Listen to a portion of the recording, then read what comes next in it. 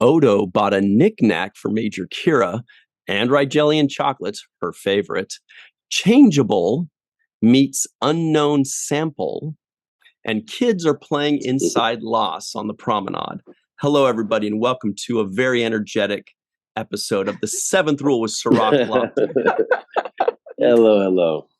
My name is Ryan T. Husk. Today we're doing a review of Deep Space Nine, Season 7, Episode 14, Chimera, written by Renee Echevarria, directed by Stephen L. Posey. It's February 17th, 1999. Where were you? Malissa Longo is here, of course, bringing the spunk for us. And yes. We want to give a very special thanks to Andrew Corvin. Andrew Corvin, thank you so much for sponsoring today's episode. Let's get into it. We have a very special guest today. We'll be bringing him in right now. He played Laas, the Changeling. And here he is now. Nice. Cirroc Lofton, this gentleman played Laas, the Changeling, but we're not seeing his video. There he is. Of course. No, I'm missing it. What happened? Where is it? Oh. For those of you just listening in, a Klingon has appeared. Wrong way. You know, when it's so funny. You said Bradley Nicholson or something like that. I was like, I thought I'm watching this episode. I'm like, I know who that is. That's got to be JG. There's no way that's not JG. It is, in fact, JG HERTZLER disguising his voice and acting completely different. Brilliantly done. But Now he's a Klingon. those legs behind Melissa. That's somewhat disturbing to you. It's Kira. Not at all. It's Kira. They are leg arms. Oh. Where did you get that Marlon Brando mask? A long time ago. I don't know when I got it, but it's been a long time. Oh my gosh. But yeah, you heard the voice, you heard Laas, and you knew it was me. 100%. 100%. I was saying, first of all, your voice is so, you have a cadence and a way that you deliver your words. And I really enjoyed the fact that you switched it up, that you had a different accent and that it was completely almost unrecognizable. Yeah, but damn you.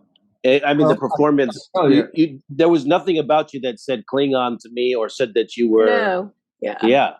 There was nothing about that. You seem like a soft-spoken kind of weaselly type of character. Out of the already, I understand, Cirroc. But You say weaselly? I said when they asked me to do that, I said, "Gee, I can't do. I can't be myself." Yeah. So don't ever ask an actor to be himself or herself. Oh my God, what do I do? Yeah. But I said, "Oh, I know.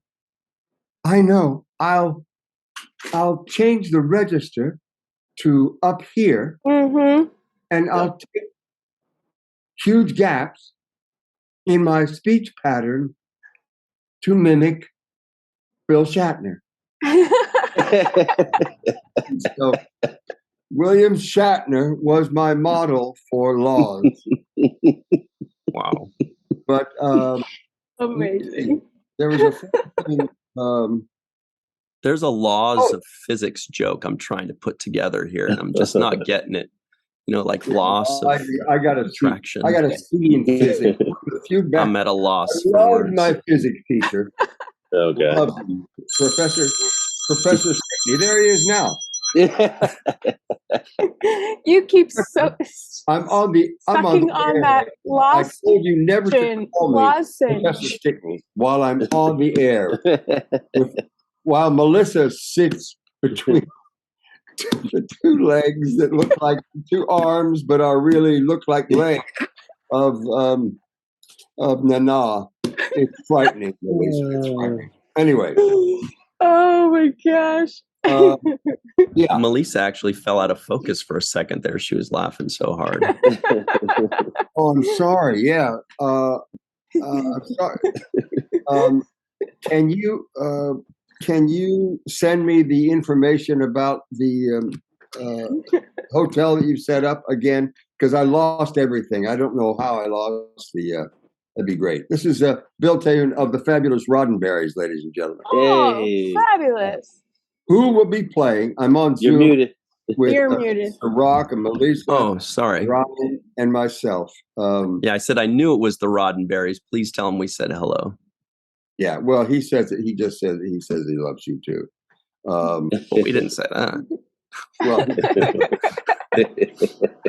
especially right here in that. That is a terrible, terrible look, Melissa. It really looks like you're sitting in the crotch. It's outrageous. It is outrageous. She's coming. I wish she's putting it on Channel 4 now. If you go to Channel 4, it's on there. It's great. That was the shot you wanted, huh, Melissa?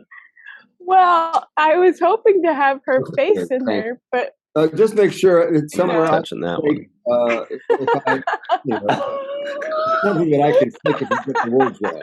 Oh God! wow. I should have been muted there. Oh gosh. Man. So while we get things back to normal and serious, let me guess. Is it Officer Scott, Officer Johnston?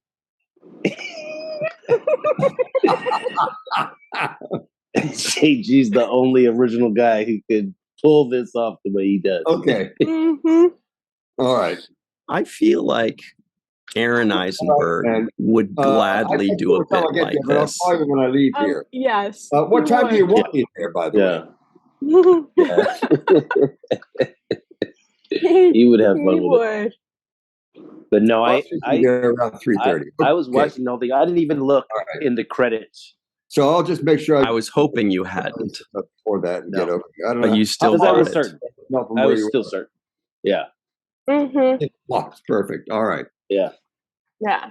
All right, man. Thank you again, Bill. See you later. Tell Bill we'll be recording again in a couple hours if he wants to call back then.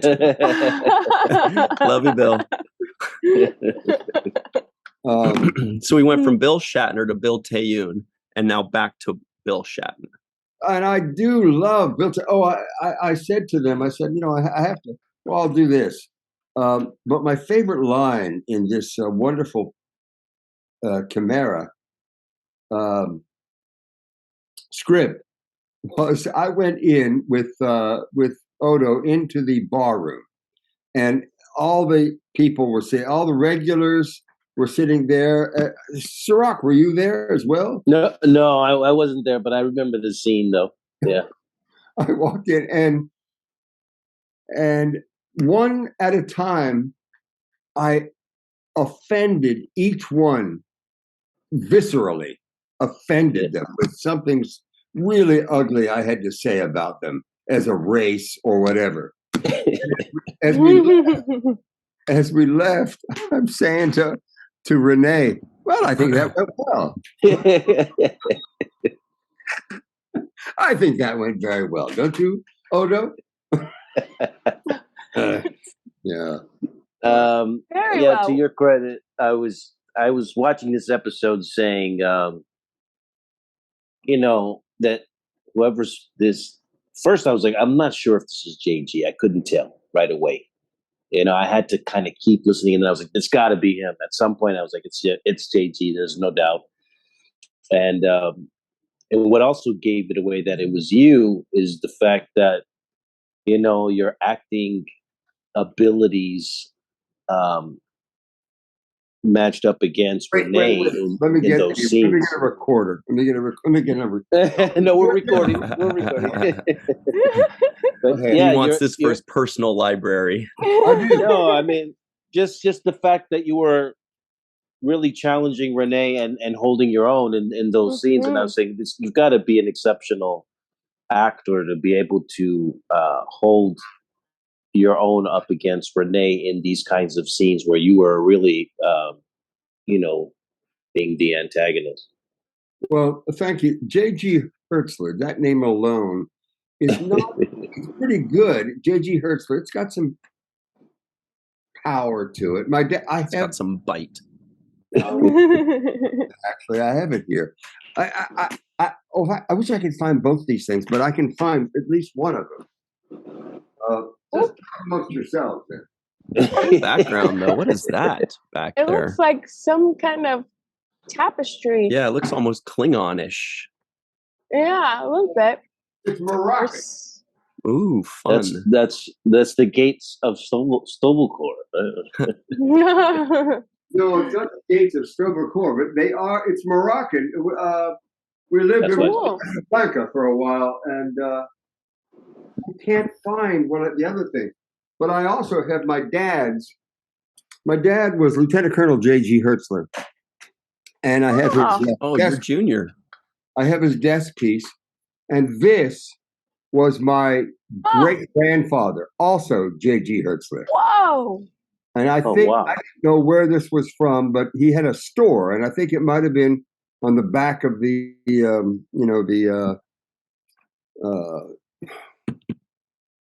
hexacol, not the adding machine, but the calculator. Cash register. There are no cash registers anymore. So, I think that's where it was. Wow.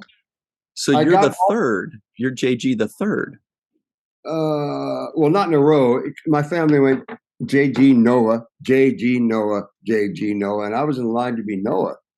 But my mother liked the name Noah, so I got JG. I got John. Anyway, but yeah, I don't know who Garmin was. Garmin is a family name from somewhere. Anyway, I loved the. I think the first chair. You had Cirroc. Yes, you had Cirroc Lofton on your, because I have a picture of it on your fabric chair, your director's chair. Yes. My mom still has that somewhere. That's excellent. That's exactly right. It takes years and years to get your own chair in Hollywood, to get a chair with your name on it. Because first of all, you get one with no name. First of all, you don't get a chair. But second of all, he's right though. It starts with no chair. What about a trailer? Then you get trailer. No, you can get a honey wagon. It starts with a closet door, moves up to a room. Door. Yeah. I'd like to interject. It starts with a tent, okay, with 10 other people. Yes. Melissa and I know we've all been there. Yes. It's like 10 people, a tent, and 3 chairs. And if it's hot outside, you're lucky to get a fan. Yeah. Well, I was, I think the 4th year. Well, I'm not sure. But Bob and I both had the pint-sized trailers, not the 4-wheel trailer, but the 2-wheel trailer. It was like a small thing. It was fine, but I would go over and I'd measure the length of Bob's trailer. A little longer, a little bigger than Bob's. We're still talking about trailers, right? Yes. Yes. We Y'all haven't lift things to a higher level. Well, Klingons, I don't know. Klingons. And then we still have the legs. Yes. Nana's going to kill us for this one, guys. And she's she's very proud of those legs because she was a golfer. The hardest working people in New York in show business. the dancers. But where were we? Shrink Bob's I don't know, trailer. but we gotta go to someplace different, and that was my fault. Offending everyone on Yes. in the bar room in Quark's bar. Yes. That's something that I wish would have gone a little better. Was the thing they built, the tribute to Star Trek at the Hilton Hotel. It had Quark's bar, and it had some fabulous, not museum, but yeah, it was called The Experience, and it was glorious. The whole experience, the experience, and they had it's like a gift shop area kind of thing. It was stunning, and they had a lot of good people in Vegas who performed the various roles in the shows they did. I did it was a Klingon transport or something. It was on hydraulic lifts and fabulous. That was the ride. That was the ride there. That was really cool. Everybody got into a shuttlecraft. They watched you on the screen. It was beautifully done. They really spared no expense. And it's sorry to see that go, but time marches on, waits for no man, no Klingon. JG, was the mask that you wore in this episode more or less or the same restrictive as a Klingon mask? Oh, that by far. The most confining makeup and mask I had was the Herogen. The Herogen. That one was a big mask. In Voyager. Well, this is Viking Dave Nicholson. The Herogen. Sorry, Dave, I can't answer you right now, buddy. Oh, wait a minute, I got to answer. Hold on one second. This is my livelihood. I can tell you. Isn't Mickelson Cirroc the name that I told you that the actor had that played Laas? Daniel. I said something Mickelson. Daniel Nicholson. Yeah, Bruce or I was just trying to throw you off the scent, but you looked at me like. I was like, it's not JG? Yeah. And the funny thing is, if this other guy came on, I would have said, do you know JG? Because you sound just like him. Really? Yeah, I was prepared to assault this another person if it wasn't you.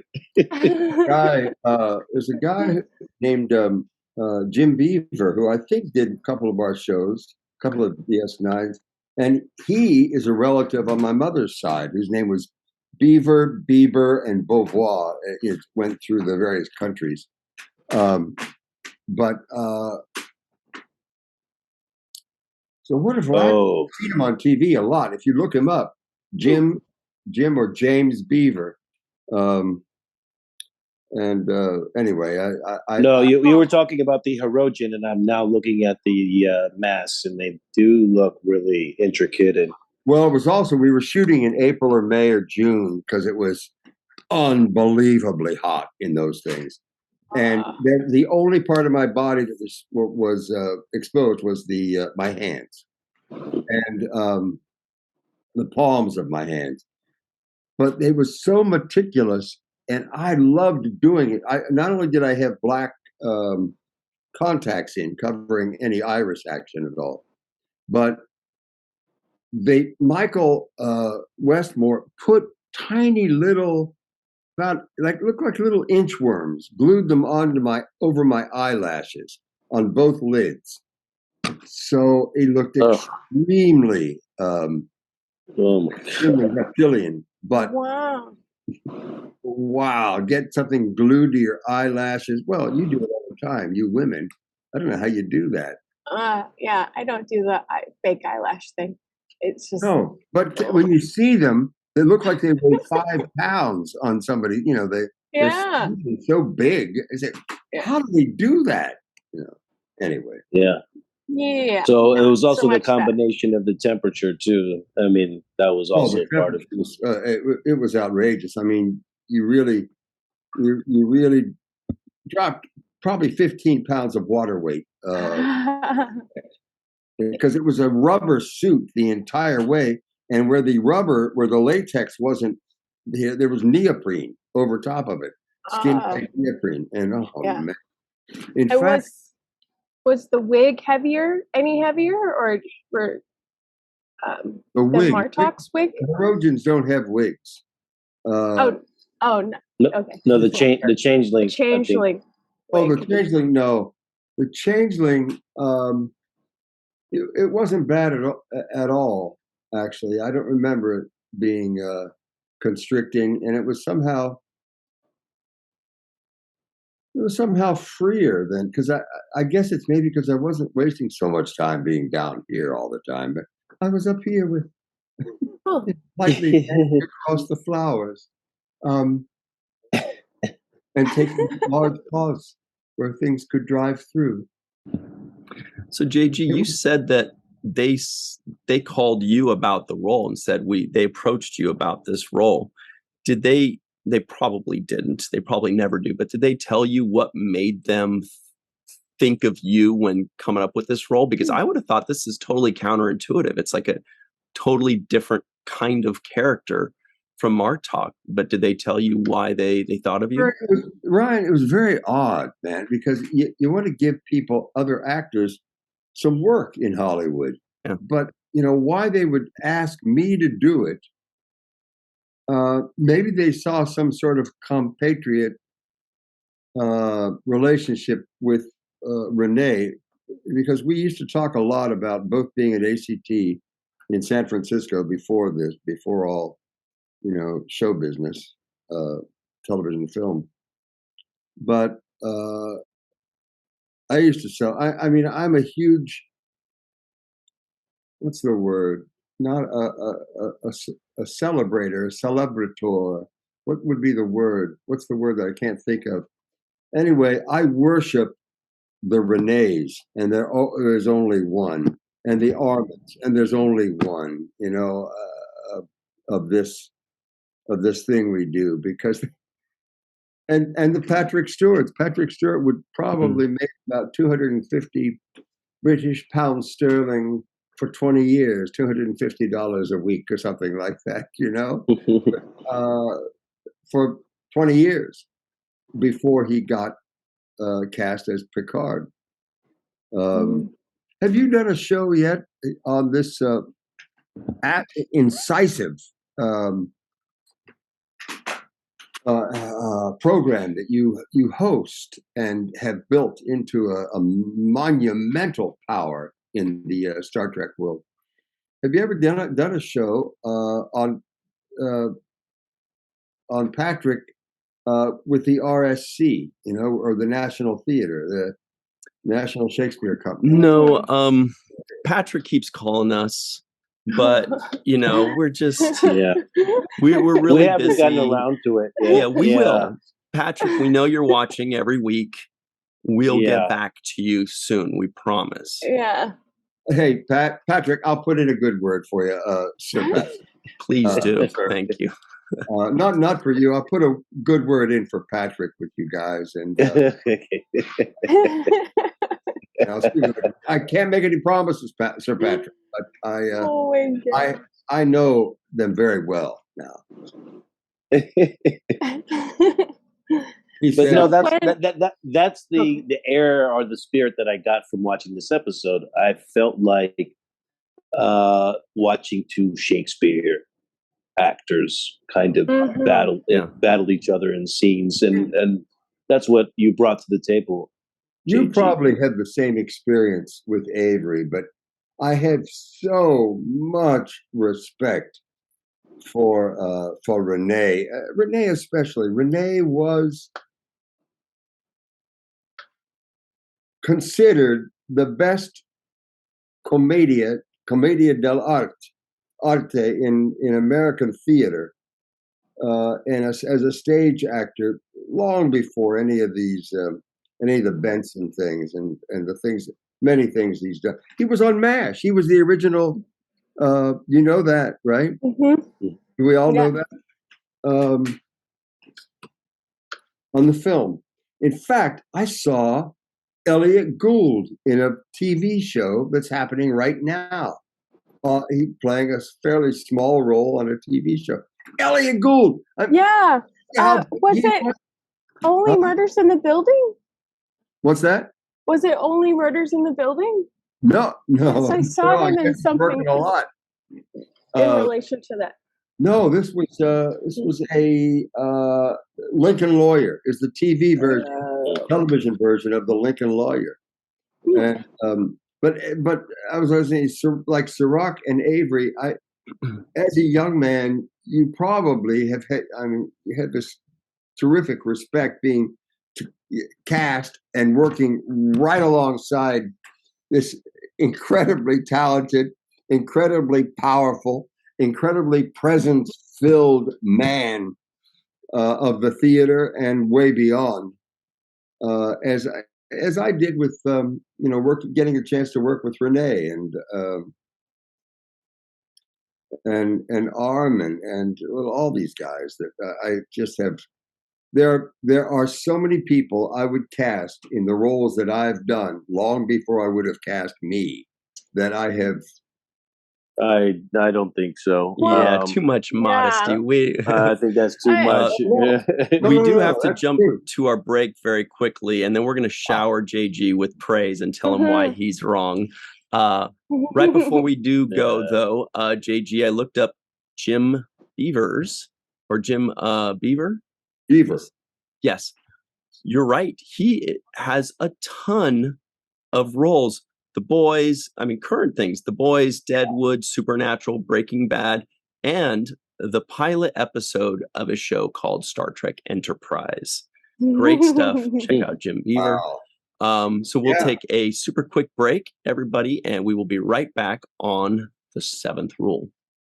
Hey, everybody. Welcome back to the 7th Rule with Cirroc Lofton, JG HERTZLER, Malissa Longo, and myself. We are doing a review of Deep Space Nine, Season 7, Episode 14, Chimera.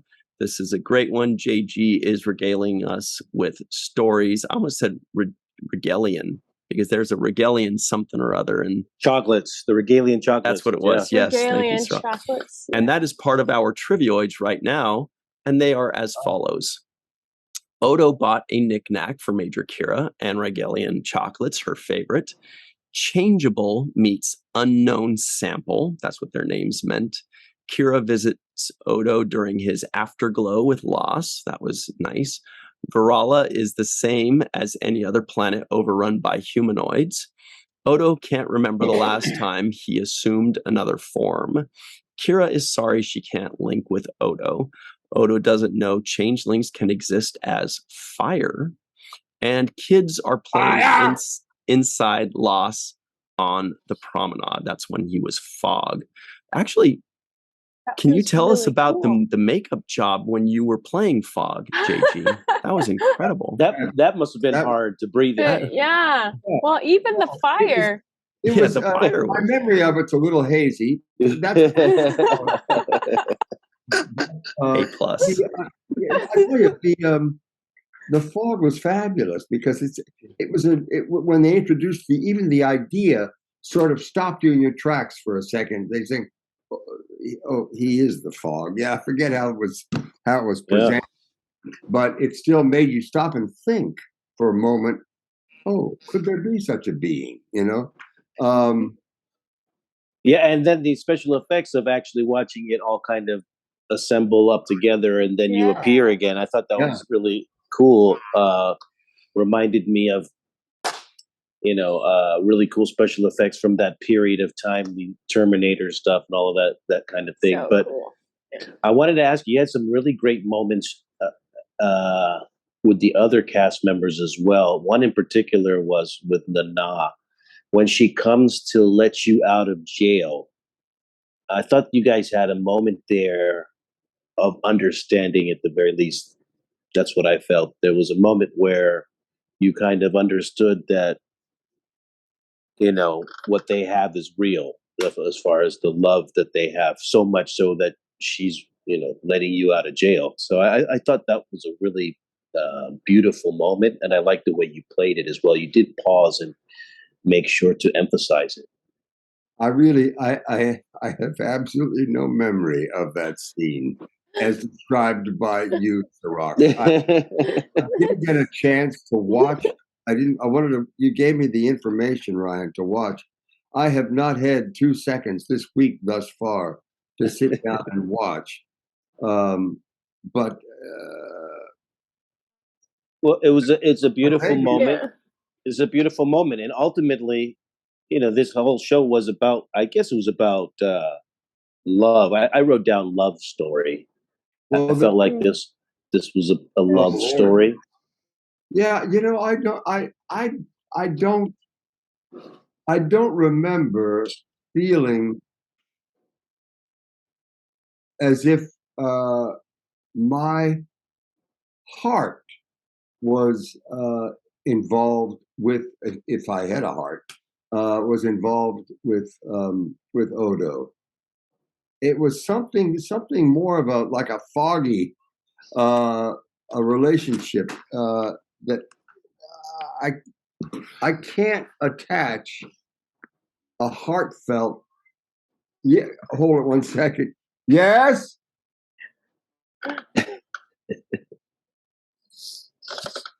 Can I take a break real quick? I just got to run and help. No problem. Absolutely. Yeah.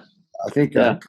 And we can pick up where he just left off. Mm-hmm. While you're gone, JG, I want to talk to everybody about what you just mentioned, which is what did you feel like the motivation was behind, I was like, what is driving his character? Like, so he's dispersed in the universe. He lives amongst humanoids.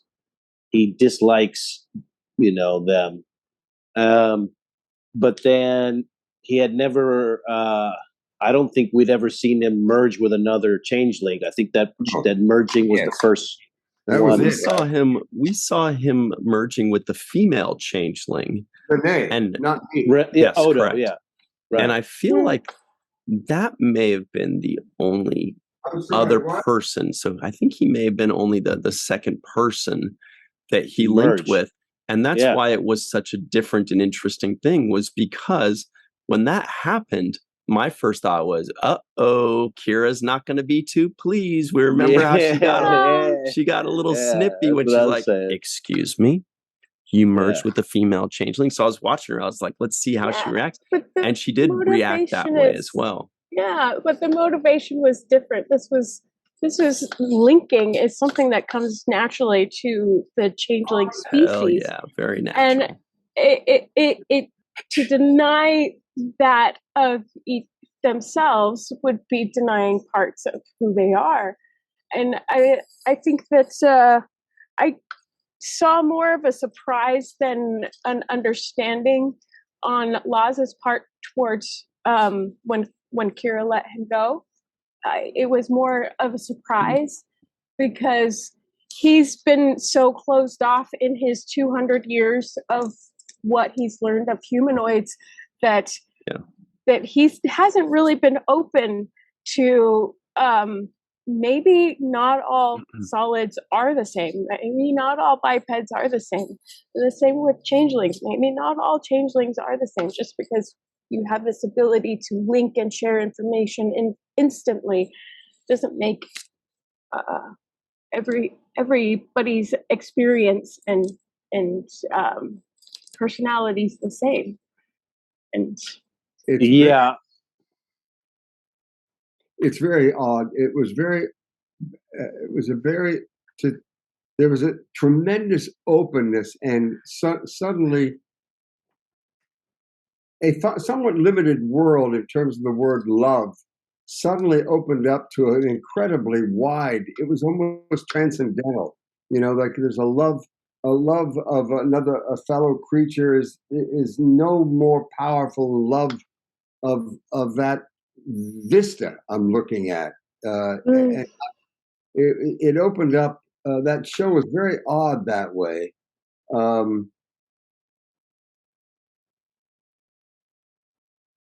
I don't know if I'm capable of answering that your question, Marissa, or commenting on your understanding of it, what you took away. But it was weird. It was not. There were certain things I found weird. I found the weird that number one, like when you and Odo first meet, I think you exchange stories about your past, and you're claiming essentially to be like 200 years older than Odo or whatnot. And Odo says, no, wait, I could have been floating in the air and something. So Right. essentially trying to say, well, you don't have any more experience than I do. You know, But he does have more experience than Odo does. It's in changing. In changing form. Yes. Yeah. But not in, for example, linking with another changeling, because he's never done that before. And Odo has. So Odo has the experience in that regard. Mm-hmm. He also has been to the pool where they all, live and exist. The Great Link. And Laas has not ever seen or been to that link before. So I think Odo has more knowledge in certain areas. Cirroc, do you have, or Ryan or Melissa or anybody, do you have the head writer of this episode, or who was listed as the writer? Yeah, Renee. It was Renee Echevarria. Yeah. Oh, okay. Well, they dealt with many things. They dealt with so many domestic, in terms of being earthbound on Star Trek, so many domestic meaning we live here on Earth. That's our home, so it in a way it is domestic. Star Trek was always devoted to expanding that view of everything from the domestic limitations to everything that's almost unimaginable. And Laas was sort of brought that quality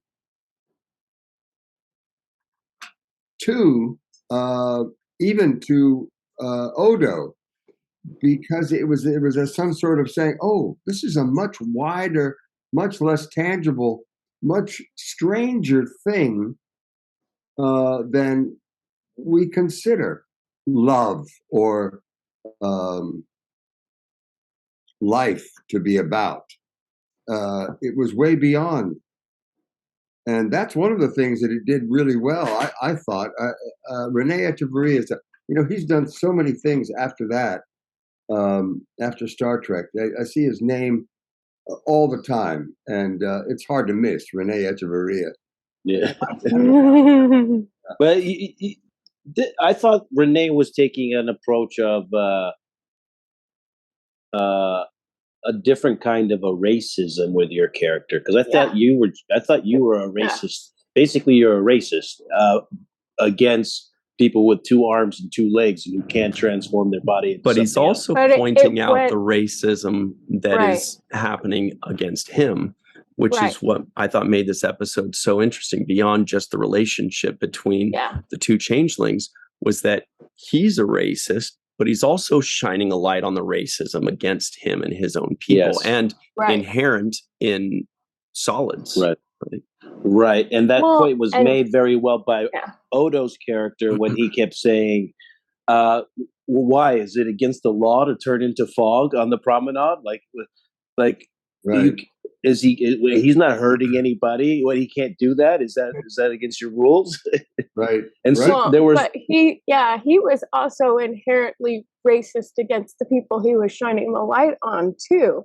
It wasn't like he was open to not judging them or thinking he was better than them, and vice versa. Well, he did. He called them bipeds, monoforms.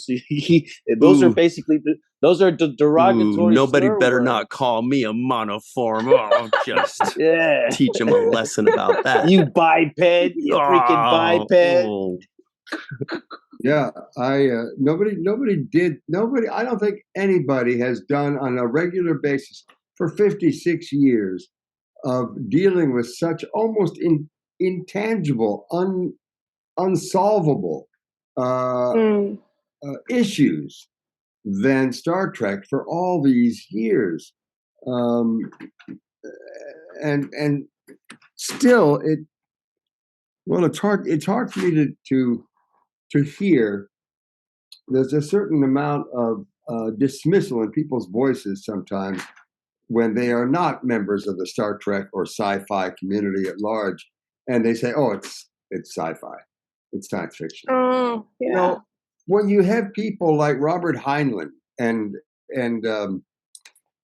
Asimov, is that right? Asimov, Eric Asimov, and Isaac Asimov, yeah. Isaac Asimov. When you have minds as big as those, and some of the issues that Star Trek has dealt with that are almost intangible, they're so big, and yet they still happen. Star Trek did it, and I had great respect. Anyway, I wanted to ask you something a while back. Can I even trace back to what I was going to ask? I think it was for Cirroc, but it might have been for everybody. I don't know. I'll have to take the time to try to recover that, if we have any time. But there was... it did feel like there was a bit of a solution at the end, and I think Odo and Kira's relationship is the key in that they accept each other for who they are in their limitations and their differences, but that love still exists and still can coexist if both parties, or if everyone is open to it. That's what I got at the end. It seemed like Laas opened up a little bit of insecurity in Odo with regards to his and Kira's relationship that Kira did not have. She did not have that insecurity about they're different, they can't understand each other. And Odo did not necessarily have that insecurity, but maybe he had a little bit, and then Laas kind of opened it up a little bit more, and Kira handled it beautifully. That picture of Laas behind you, Ryan, he has a look on his face of intense non-understanding. You know, he's got that's the look Cirroc gives me every time I make a joke. Yeah, he's like, wow, where do you go with this Ryan? He's not alone. I know. Not alone in that. No, but there was some lines that you delivered that were really amazing, and it made me just like kind of go back and watch it again. You said to Odo, "They tolerate you because you emulate them," and that was the best line of the episode. Yes, I agree. Yeah. Well, it was the best line. How deep does that cut? It cuts very deep, and especially for Black people, that's something that I can find some truth in from my own experience and just like observation about the world. And there are certain people that are tolerated because they try to fit in or they try to emulate and be cool, as opposed to just being themselves. Yeah, exactly. As opposed to just being themselves and being accepted for that. Let me venture into stepping some shit here. I'm scared now. I wrote a piece about this was a long time ago in a writing in a theater group that I had. I was a part artistic director with in a thing called ACE, and we had a writing group inside the theater company. But I wrote something about, it was sort of a rant. I'm given to writing rants more than just about anything else. But I remember writing about, what is the deal with all the racism and all the, it's not just racism, it's religiosity, whatever that is called, whatever. Any kind of excluding of one group because they're not a member of your group. And I said, what the hell? I mean, look who our heroes have been all through the music, the rock and roll. Bob Dylan is a little kid from somewhere. Do we ever think of that? No, he's Bob Dylan. Jimi Hendrix is Jimi freaking Hendrix. He never was thought of as a black man on stage. You know, nobody even considered that. I said, so when did all this ugliness happen? You know, because that was the age of Aquarius that I was part of, you know, and I thought it would get better, and it's just gotten worse. But that was the thing. We didn't even think about anything beyond the music that was being created by these extraordinarily talented people. You know, anyway. Well, not to step in my own shit here, but I submit that to us, maybe, or to the age of Aquarius, you see Jimi Hendrix as just this incredible musician. But I submit that maybe to black people, they said, there's a black guy on stage and he's killing it. You know, same thing with when they saw Nichelle Nichols as Uhura. Maybe to many of us, we're just like, wow, this guy's great. But to people that weren't represented as much back in the day, they very much noticed it. Now, that's just kind of a guess on my part, but I think there may be something there.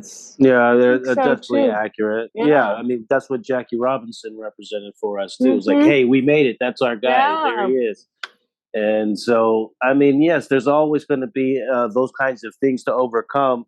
The beauty of Star Trek is that they deal with these issues in the context of the 24th or 5th century, and they still hit you with these kinds of, you know, symbolism or context in the storytelling. So it's a beautiful thing to watch it unfold outside of your own life experience. That's why I said when I heard you say they tolerate you because you emulate them, and you went on to say they fear us, and that fear turns to hate. And I was thinking, yeah, that's what happens. The fear turns to hate. The fear turns to hate. Fear always turns to hate. Yeah. And we're all what's the word I'm looking for? We're not all immune to it. We're all susceptible to it. Right. Probably in a subconscious level, but we're all susceptible to it, and remaining open is important. Because we're metamorphs.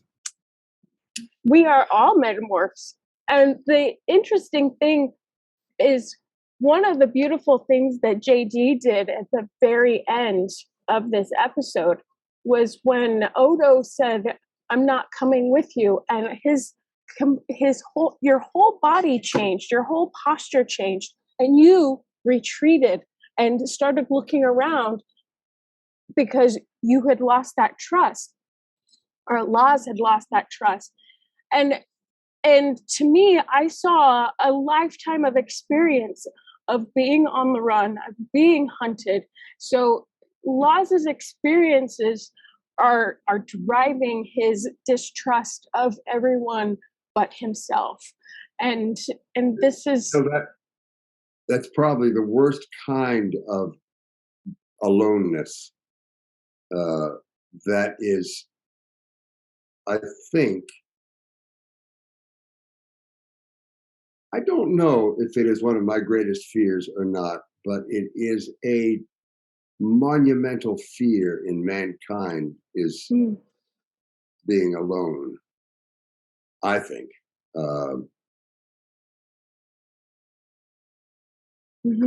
I don't know. What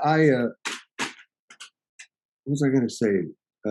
Chimera. Oh, since I didn't go back and study it, and I didn't at the time, and I didn't in the last 5 days, but Chimera is a Greek mythological being. Yes. Yeah.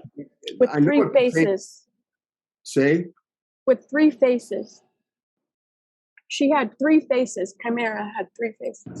I think it's like yeah, exactly, like a mixture, or like a griffin or something like that. Let me see. But what did Chimera have to do with change? It's always been pertaining to change. I think it's the second definition of Chimera. The first one is the lion with the goat body, but the second definition a thing that is hoped or wished for, but in fact is impossible to achieve. So I think that's what this is there about. it is. I think that's right. Yeah.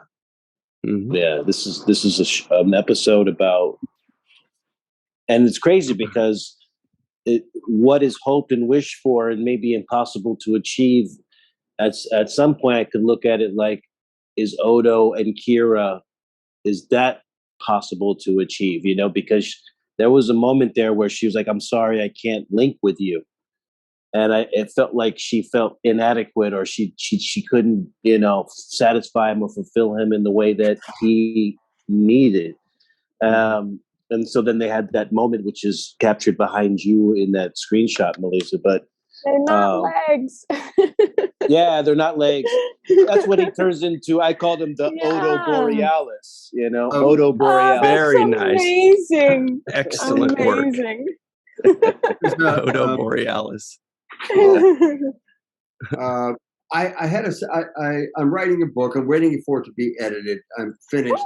She's almost through it, but she had a baby in the middle of it. A baby. Or not baby. Yeah. Go off a little bit.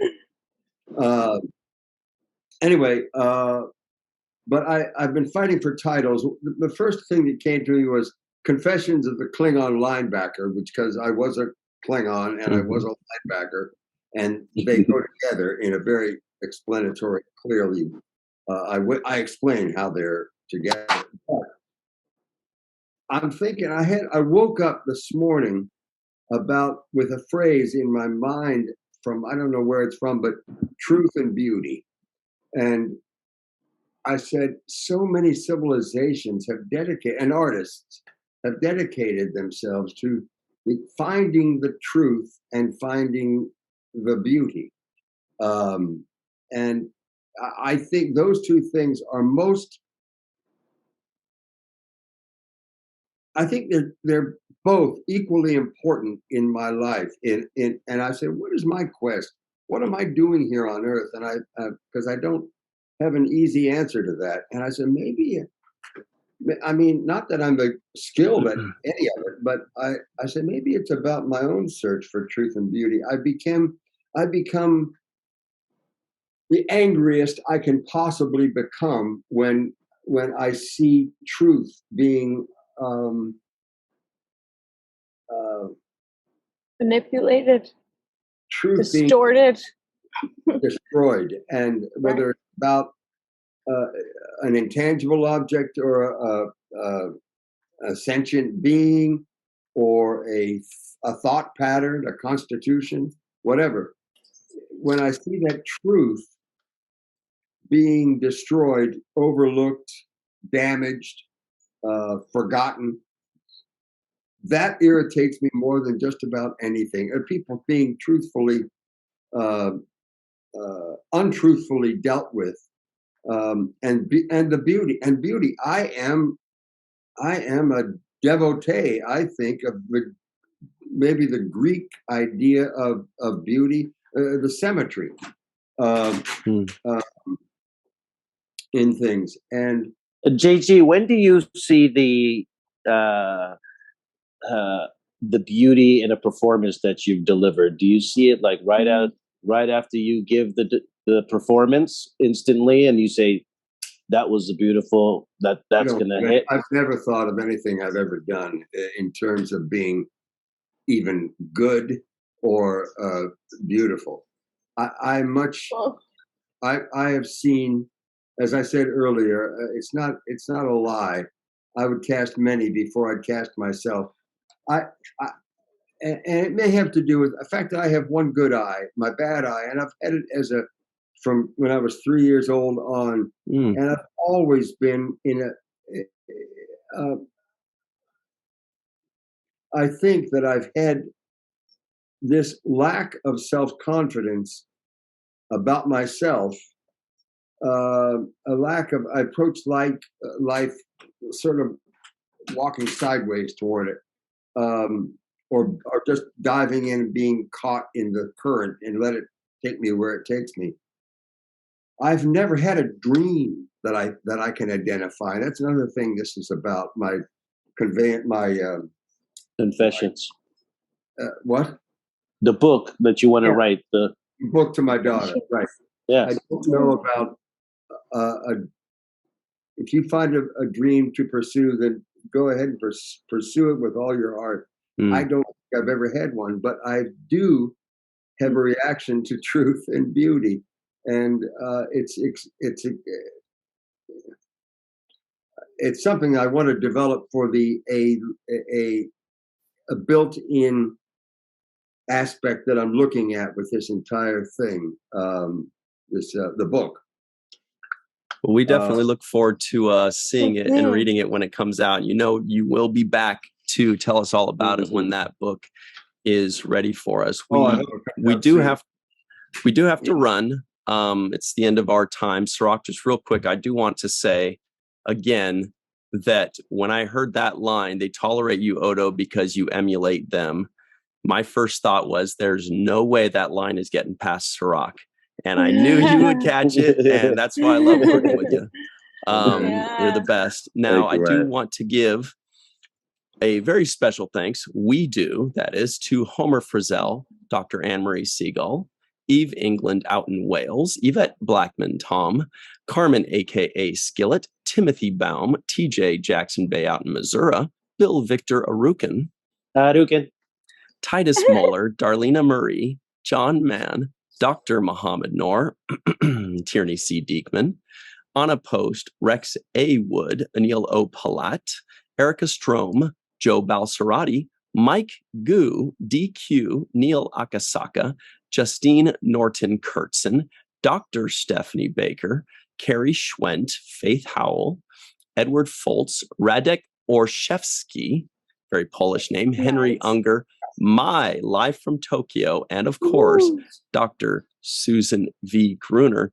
JG, you've always been so good to us. From the very beginning, when we first started out the show, you were always so great with Aaron. The two of you were like pigs in shit, just super happy and having so much fun and talking about lizard movies or something from the very beginning. But we really appreciate you. Thanks for those pictures from that movie. Oh, fun. Yeah. Wow. Reptile Rangers. Yes, Reptile Rangers. But we really appreciate you, JG. We wish you nothing but the best, and we can't wait to see you again. Thanks, man. Yeah, this is an extraordinary. It's an extraordinary production you guys are doing. I don't think the number of penetrating questions and thoughts ever come from any group that any other group beyond you. You are the most amazing spirits that are just talking about such things as we all should be talking about all the time. But you have the ability to seek them out and ask the questions. Thank you, JG. Cirroc, we want this for our personal archive now, don't we? Yeah. Make sure we're recording. Yeah. Well, thanks very much. Everybody at home, stick around. We've got the free-for-all next. And go buy JG's book when it comes out in just a moment. And until then, always remember the seventh rule. And welcome back to the seventh rule. This is the free-for-all with your hosts, Cirroc Lofton and Ryan T. Husk. We also have joining us is Faith Howell, Anil Palat, Radek Orszewski. Sorry if I butchered that. Out in Poland. Carrie Schwent in Wisconsin. I tried to say Wisconsin, but Eve England out in Wales. Dr. Muhammad Noor out in North Carolina in his office. And my live from Tokyo. Woohoo! Hey, everybody. Actually, real quick, Radek, we've been saying your last name is Orszewski. Orszewski, yeah. Orszewski. Orszewski. Ski. Yeah. All right, we'll try. You know, that's the problem with Polish first name or last name. Actually, my full first name is Radosław, but no one knows how to pronounce it, so I use the short form. Yeah, don't even try. Even my mom doesn't call me this way. All right. Hey, Eve, what's your middle name? Does it have like a lot of L's in it since you're Welsh? It has one, so it doesn't count. It's a Louise, so it's very, very boring. Sorry, a lot of L's. Yeah. Anyway, sorry, Melissa, what were you saying? Nothing. I was going to say, so we were talking today about the episode of Chimera, starring J.G. HERTZLER as the guest star, Laas. And let's hear your thoughts about this episode. Let's start with Faith. I'm so excited I couldn't unmute. I have been waiting for this episode. Really? This is the episode that gives me the most like to just sit and think about after the fact. I'm just like, what happened to Laas? I mean, he was so mature compared to Odo in a lot of ways. He definitely had spent more years developing his skills as a changeling, but at the same time, he also seemed really immature in a lot of ways, especially in relationship to kind of the way Odo interacts with non-changeling characters. And then even the Link, he obviously had never met another actual changeling, even though he was really good at, being fire, for example. And so I found that really interesting. But the biggest thing that I just sit and I cannot wrap my brain around is what happened after this. Because, I mean, sorry, Cirroc, spoiler alert. You better not. I know. Thing. Spoiler. You can put your fingers in your ears. Yeah, so I put your fingers in your ears for a second. So how did that pan out? And I mean, he's got to be somewhere sick, right? Yeah, right. I hope not. Right, but right. So I'm interested to see what you guys think about that and where you think he ended up. And I wish I could have asked JG before he left, because I would love to hear what he thinks happened to Laas if he's even put that much thought into it. We'll bring JG back then. Yeah. All very good questions. And Anil, do you have any answers for them? Well, no, but I was just wondering, why didn't Laas just get in a shuttle and go straight for the Dominion? Like, he could have just gone to Cardassia. Right. There's a bunch of changes. This is true too.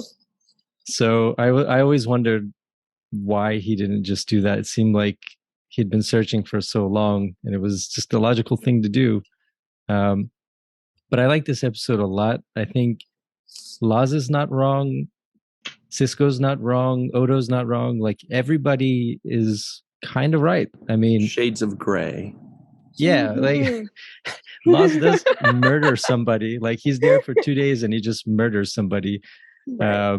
So he didn't integrate very well, I would say.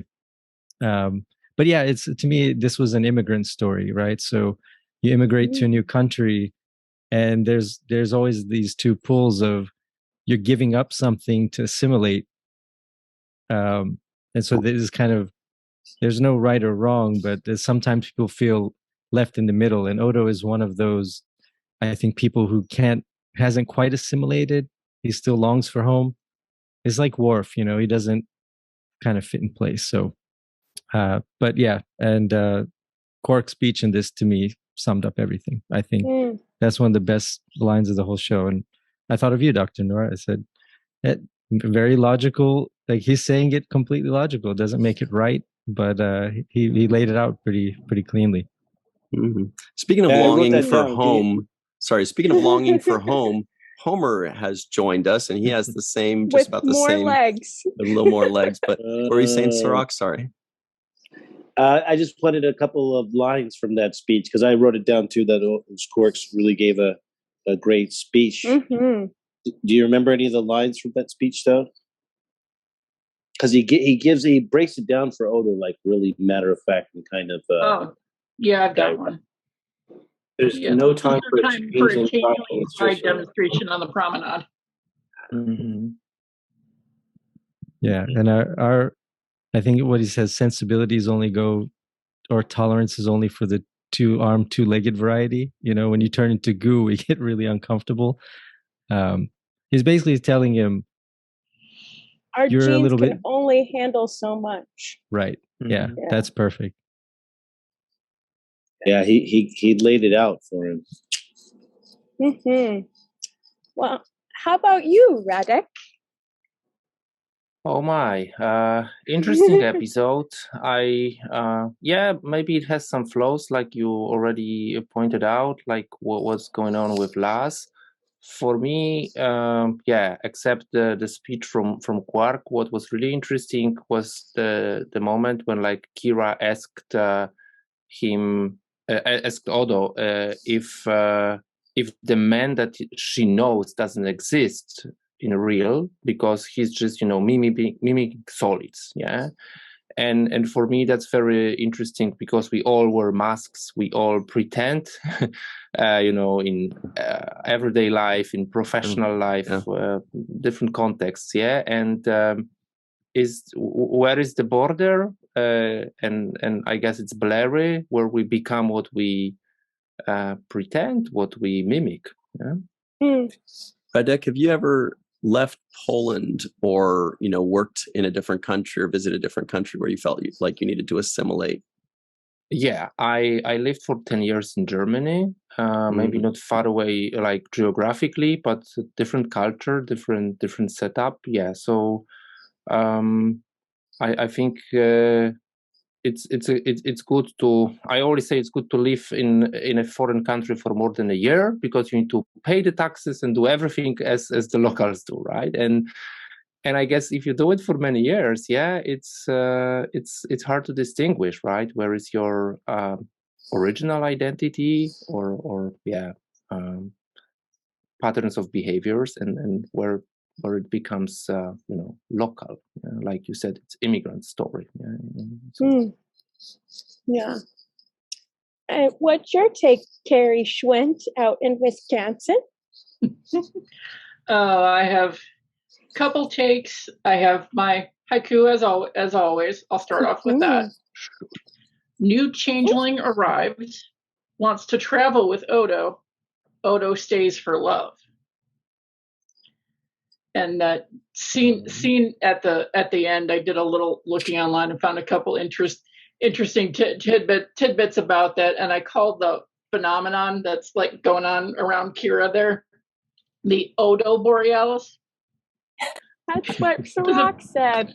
Wow, apparently great minds. They were trying to come up with what it should look like. One of the showrunners was inspired by his wife's description of the Aurora Borealis. So then I'm like, okay, yep, that's the Odo Borealis. Yep. That's awesome. Like Ryan, I cannot resist a good pun. And I have the nitpick by way of a question. I forgot my little Care Bear, so Ira in the corner will have to just leer.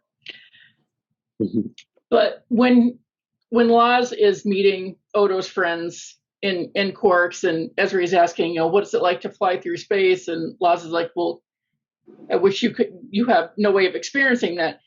Except she kind of does through Jadzia re-merging with Curzon's memories after he was merged with Odo.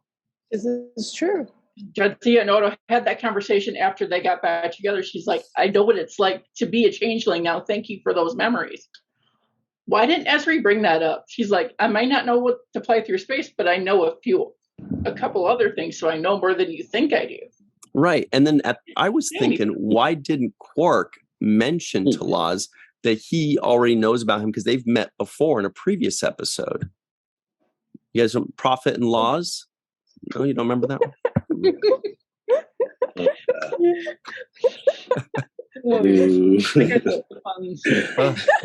I live for fun.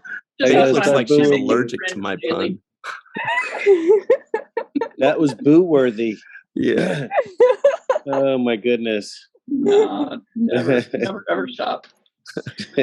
But something Laas says during a conversation with Odo reminds me of something that I've heard in I can't remember if it's a movie or TV. I never could find it out. But a version of humans hate what I wrote it down. Yeah, humans hate what they don't understand, fear what they don't understand, and they hate what they fear. Mm-hmm. I've heard that in a movie or TV, and I could hear like a guy's voice saying it, but I can't remember what it is. I want to say it's Vampire in Brooklyn, but I'm not sure. You know what it reminded me of, and this is not a joke, even though everything I start sounds like this, but it reminded me of when the female changeling was talking with Odo, I think, a couple seasons back, and she, basically was saying that you do not fear what you control. And although they were coming to different conclusions and there were different arguments, I felt like there was a thread of connectivity between, Laas the changeling and the female changeling, where they're kind of focused on what you fear or what you hate or what you're trying to control. I don't know if it was a coincidence, but that's what it made me think of. Yeah, I can definitely see that. And then they have that interesting conversation about keeping who and what you are to yourself to make others feel more comfortable. He puts it a little bluntly, but I kind of get where he was going with it. And, yeah. But don't you think there's a balance in that? Yeah, and he did not think he understand it. Right. And Odo was trying to tell him, but I don't think it was head hitting brick wall. It just wasn't getting through. Mm-hmm. So he already had his preconceived ideas of what humanoids were like, and nothing Odo did or said was going to change his mind. Yeah. How about you, Eve? What are your takes on this? And should they find the balance, or is Laas right, or Odo right, or Sisko right? Who's right? Is anybody? I was really blown away with this episode, and I didn't really remember anything about it, which is pretty typical for me. But I was just, as everyone has already said, it had so much depth to it. There was so many relevant issues and topics that they were discussing. Again, another example of how Deep Space Nine just remains relevant throughout the ages, and they just constantly pick up on the human condition and all of the things that are just fascinating, and seeing it from an alien perspective, and then with Quark sort of coming in and commentating as he often does, was just really I was just sort of glued to the TV and watched it again, because I was just thought there was just so much in there to digest and think about. So yeah, I really liked how they did focus on the Kira and Odo relationship, as well as then the conflict with Laas. Because, and the companion talks about this, how they needed this episode to get to where they get to later on in the arc, and where the decisions that Odo makes, because he had never really seen a changeling other than the Dominion, the evil changelings. So you kind of needed this to make Odo start questioning, well, who am I, and what am I doing with being Odo, and is that really me? And I thought that was just really interesting, and the way they did that was really sensitive. There is actually a really funny part in the companion that talks about they started off sort of trying to pull some dialogue about the relationship, but obviously it started to get very quickly really inappropriate for this sort of type of TV show. So they moved it away in terms of looking at Odo's perspective and what Kira can't do for him, and that's where they sort of had that sort of really nice moment at the end with Kira saying, look, I just want you to be you, and I want you to share that with me. So I thought that was a really good way of dealing with that, to avoid anything really bit creepy and weird. Like what? And I'm not going to go. This is a family show, Ryan. I just thought that just made me chuckle, because they said they were, apparently the writers were writing it and just thought, oh my gosh, where are we taking this? And they had conversations with Renee and Nana about how they viewed their relationship, etc., and said it was just going to all sorts of wrong places. So that was hilarious. And then just final point, which is really interesting, the companion. I don't know if you talked to JG about this, but there's a quote in there saying that he sort of took some of the arrogance of the Laas character and sort of channeled his inner William Shatner in terms of his performance there. So did he talk about that? Yeah, I thought that was really interesting. And you could see it when I rewatched it and having read that. I thought he was making that up, but I guess he was serious. Love it. You never know when JG's telling you the truth or Right. he's just completely bullshitting you. That's good. I was going to ask. I was going to verify that, so it's good to have that verified. He said it, but I didn't believe it until now. You said it's in the companion, so now I kind of believe it. Yeah, it's crazy. On IMDb too. All right. Yeah, because he would never bullshit the writer of the companion, right? He would never just No, he would never remember what he bullshitted. The writer. Right. He would have a whole different new set of bullshit. There's a level of continuity through it. Yeah, it's too much continuity. Is that why throughout our review he kept saying, "Wait, what was I saying?" Because he was trying to remember the bullshit he was being. Exactly. Exactly. Dr. Mohammed Noor, what are your thoughts on continuity and this episode? I don't have a lot on continuity, but on the episode, you all already discussed the immigrant story aspect to it, so I won't belabor and just repeat the same points. But one thing about that, and I have one other point unrelated I'll come back to.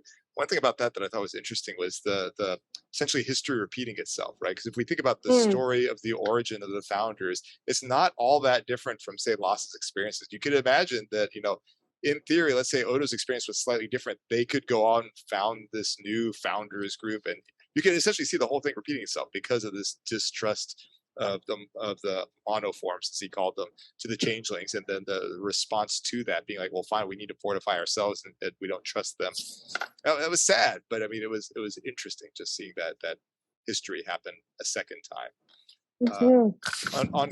Mohammed, can you pull your mic a little closer? Oh, sorry, I apologize. Yeah, this is not the mic I usually say. Is this better? Yeah, much better. Great. Okay, awesome. Sorry about that. Do you want me to repeat, or was it good enough? Oh, we heard you. This is just better. Great. Yeah. Got it. The other thing I really enjoyed was the relationship of Kira and her willingness to let Odo go and things like that. So I thought that was stellar. I thought that was very well executed. The thing I was wondering about is what happens now with Kira and Odo in the sense of like, is she going to take like a Kira hot tub bath? Or sorry, an Odo hot tub bath with him, or something like that, with him being the liquid? I don't know. Like, would he be warm? I don't know. Wow. Well, he can be fire. That's right. So. That's true. He could be fire. So I mean, He's there's all been sorts of fire ways. and he's been rain. I think that's what they were trying to avoid, Mohammed. They didn't want any sort of scenes with Kira and Goo. They thought that would just be too weird. Oh, that would be cool. Yeah. It's like a mud bath. And also, would the holding cell be able to contain this guy if he can turn into fog? Like, could you couldn't contain somebody if they can turn into a gas, unless it's an airtight, pressure sealed. Yeah. Actually, I did have a question about this, and Mohammed, you might be able to help us out with this. How did Laas get in from space into the vents of the shuttlecraft when that shuttlecraft must be airtight? Where's my tie? That thing must be airtight because otherwise oxygen could. I have one too, but you go first, Melissa. I have a theory too, but you go first. I have a theory on that, and I'm going to say one little ship. The same way the little ship got onto the Defiant is through the vents, or through the where the heat comes out. Exhaust vents. Oh, exhaust. Yeah, so just did it really fast or something like that. Presumably, it's not just constant exhaust going out. Right. I mean, my thinking was more that he essentially forced his way in, like he pried something open, slipped in, and then put it back. That was my thinking. But yeah, that caught me too. I was like, that was weird because it was a ship at first, and then then the ship was gone, right? Yeah. So was he the ship itself? He was the ship. He was the ship. Yeah. That became sludge or whatever to go inside. Yeah. And so then how many ships could you turn yourself into? See, I I'd be wondering. Well, could you be a fleet? Could you be a fleet? A space whale. Like he could have been emulating some Gormagander species out in space. They have all kinds of stuff. out there. You could turn yourself into a bacteria or some kind of this is true too. non-living organism that doesn't need oxygen. Maybe And go there's that episode of subatomic. Star Trek Voyager that has the space dwelling. No, Cirroc, I was also thinking that because I was wondering how he could breathe oxygen in space, but number one, we don't necessarily know that he needs to breathe oxygen. But then I even thought, like, why not just make he could also be a bubble around his own head and just breathe his own carbon dioxide for as long as that's going to last for him. He also might be traveling at warp, which brings up a whole bunch of issues too. Like he was going pretty fast, even if they weren't at warp. So I don't know. But it could be similar to the ship on that Sisko built. The sails took them to warp without an engine. Oh yeah. Yeah, we remember we had these questions early on when he turned into a mouse, and we were like, "What about the body mass? What about this, the ratio of?" Now it's fog, and you're like, and he was a coffee cart. The mass thing's out the window. The mass thing's out the window. The mass thing's like, let that go. So now it's just pretty much whatever they want it to be. But I think ultimately it was just brought up for the Odo to question. You know, the whole story was just brought up for Odo questioning whether he's, doing the right thing, and if it was really a love story. That's why I was watching it thinking, oh, this is a love story about Kira. There was a moment where Odo and Kira are hugging, and he pulls away from her, and she stands there like this with her hands open, like, okay. Yeah. And I was like, I like the way Nana held her hands out, like, empty-handed, essentially. Kind of emphasizing the fact that you just ripped yourself out of my arms, to tell me, you're not sure if this is working or something. So I thought that was a good kind of moment. Yeah. And live from Tokyo, what is your take on this love story? This is an amazing episode. I loved it. It's one of my favorites for a lot of reasons. I just again and again and again, our favorite show impresses me with its relevance throughout time without any problem at all. So the thing that stuck out to me, somewhat relevant to me, was when Quark says this is no time for a changeling pride demonstration on the promenade. I like the use of the word pride there, because effectively for me, this episode talks very clearly about what it's like to be one sexuality or gender identity and yet have to cover it up to live in a conservative society.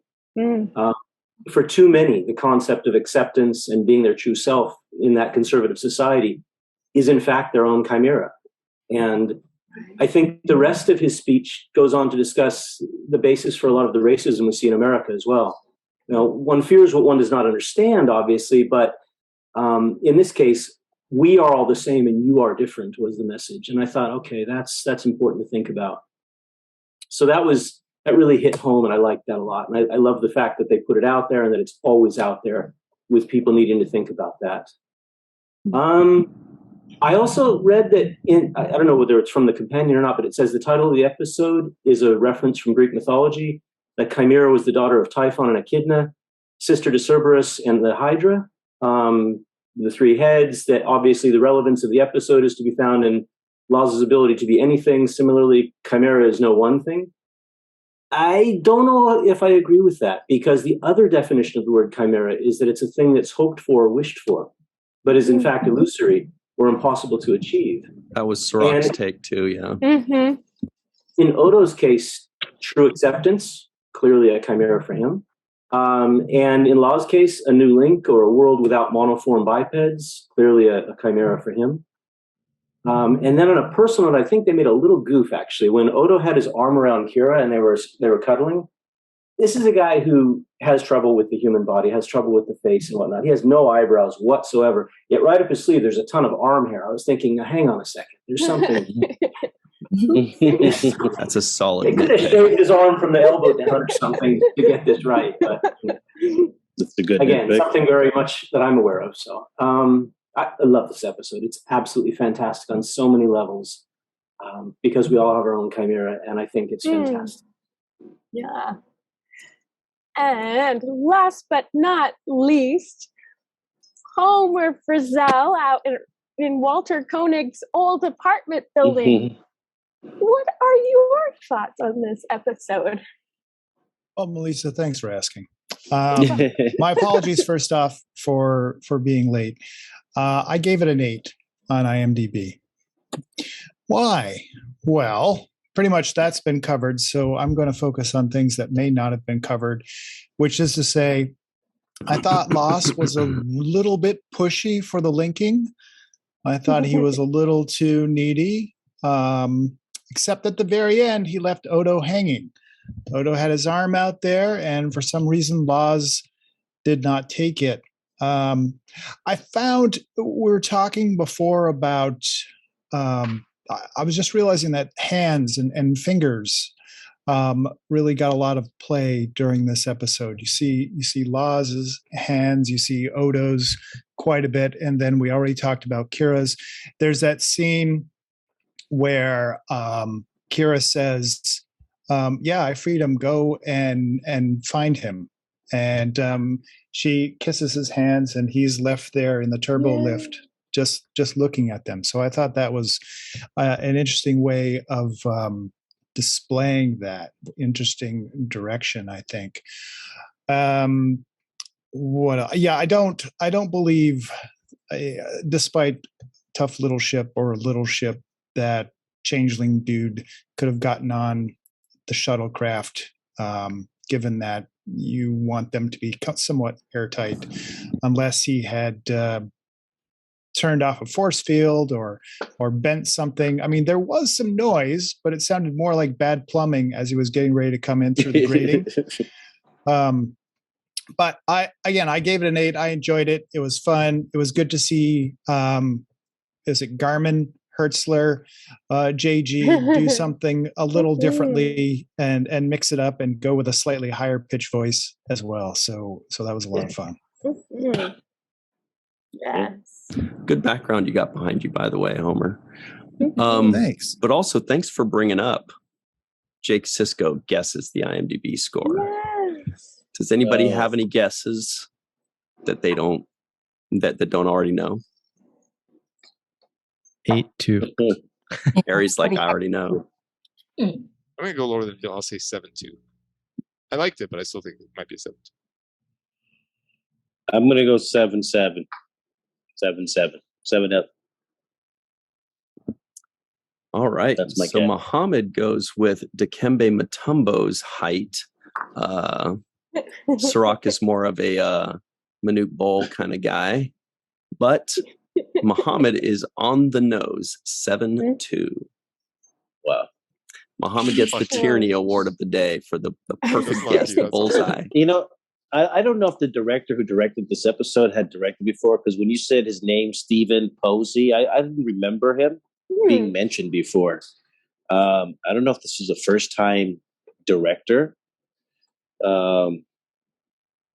but that may be why there were some kind of subtleties, like the close-ups on the hand that you were talking about, Homer. Maybe that's why, because it's just a completely new person with a different kind of, Looking him up, he's done 4 Star Trek episodes, but this was only his second one. So this is, the first one was also very recent, Treachery, Faith, and the Great River. And he's got 2 more in this season. So he's strictly a 7th season guy. Oh, yeah. Yeah. Because I don't remember seeing him that much throughout the years, Stephen Posey.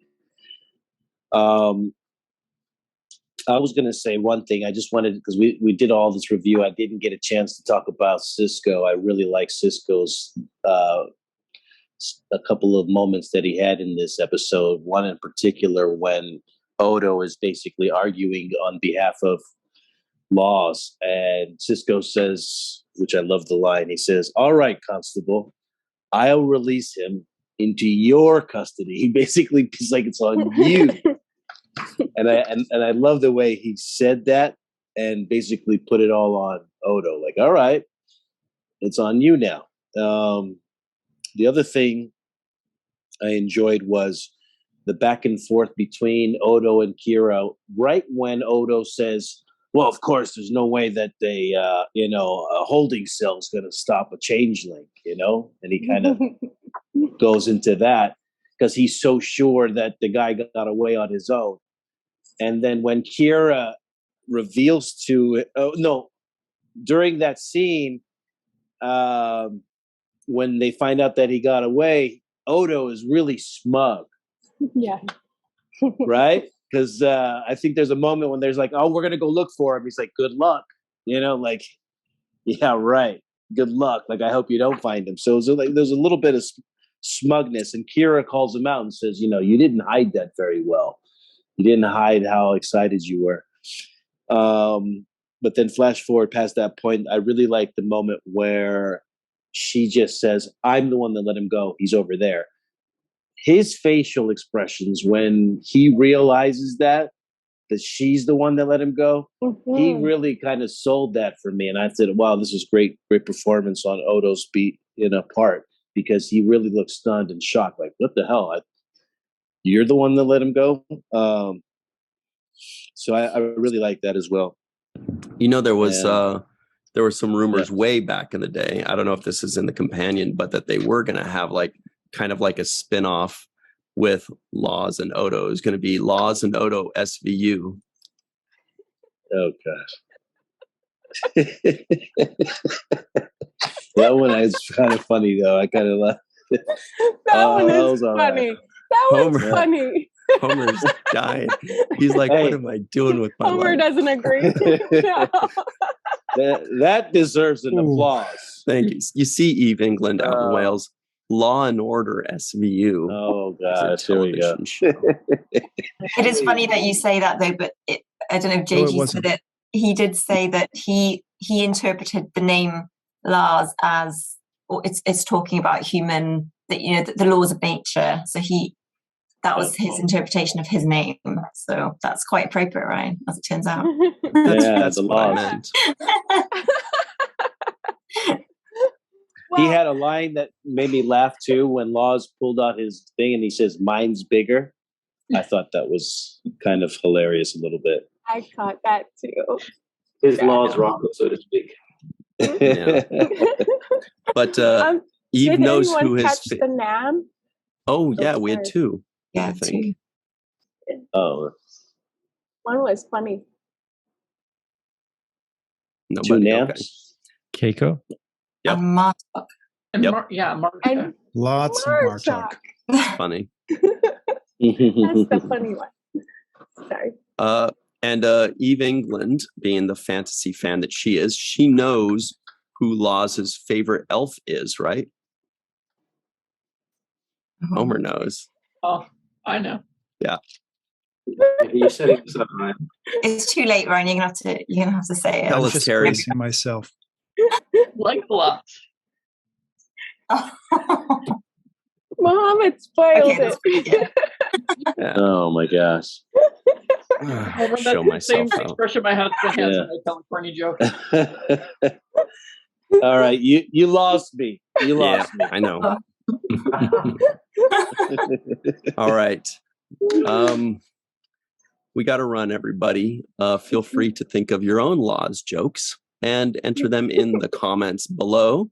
And we will probably boo them, but if they're really good, we will cheer them. And I guess that's about it for us, everybody. Thank you very much, Faith, Anil, Radek, Carrie, Eve, Muhammad, Mai, and especially Homer. He's like, what's the catch? Thank you all very much, and special thanks to JG HERTZLER for playing with us and for playing Laas. For Cirroc, myself, Malissa Longo, Aaron Eisenberg. We'll see you next time. And until then, always remember the 7th rule.